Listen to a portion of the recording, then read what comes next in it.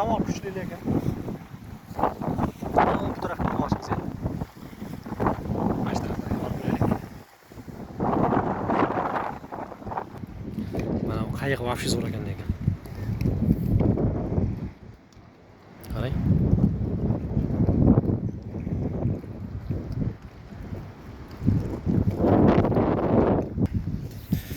Mana bu haykal qarang. Bir ayol oldida mushuk. Shunaqa bularda mushuklarga, itlarga qanaqa qiziqish, boqishga qiziqish kuchli ekan bularda. Har bitta ko'chaga sayohatga chiqqan insonda asosan kuchuklar, itlar, katta emas, kuchuklar. Shunaqa itlarni boqar ekan.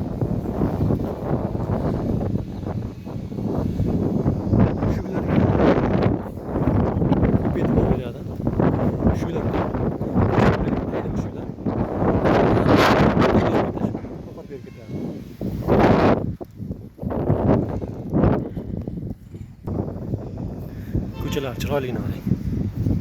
Bu qanaqadir kafe ekan.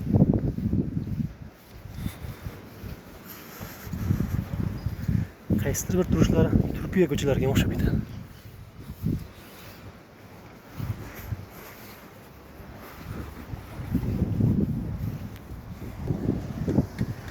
E'tibor bergan bo'lsangiz, hamma narsa tosh bilan ishlangan. Tosh asosan ishlatilgan narsasi tosh bularda. Shuning uchun qadimiy binolar o'ta ko'p. Necha asrlab turadigan binolar, misol uchun. Toshlar.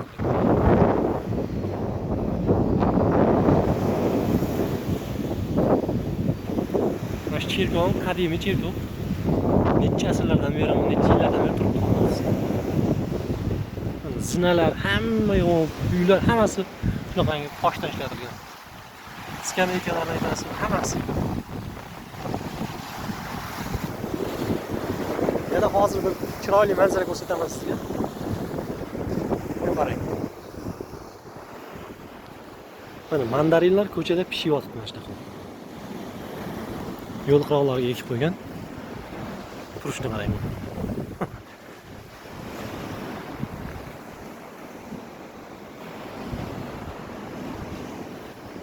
Juda chiroyli.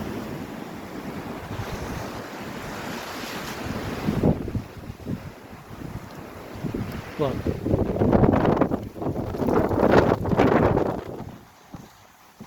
Hech qanday parnik yo boshqa narsa kerak emas. O'zi iqlimi shunaqa bularni.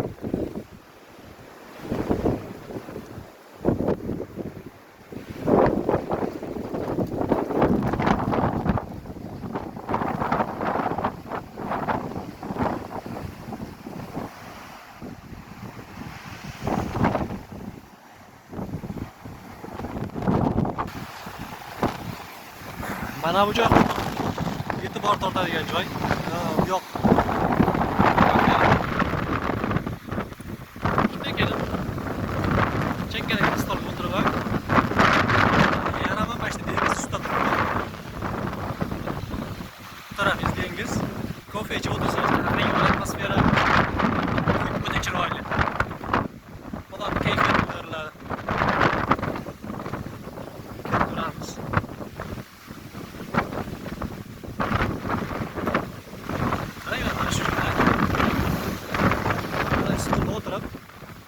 Kofe ichib o'tirsangiz. Ana eng go'zal manzara.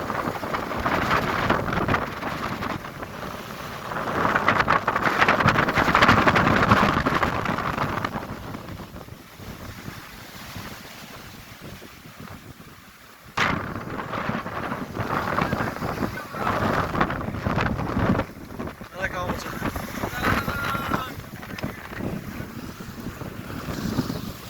Shamol kuchaydi lekin qaytyapmiz endi. Dengizni qirg'og'iga o'ta kuchaydi shamol.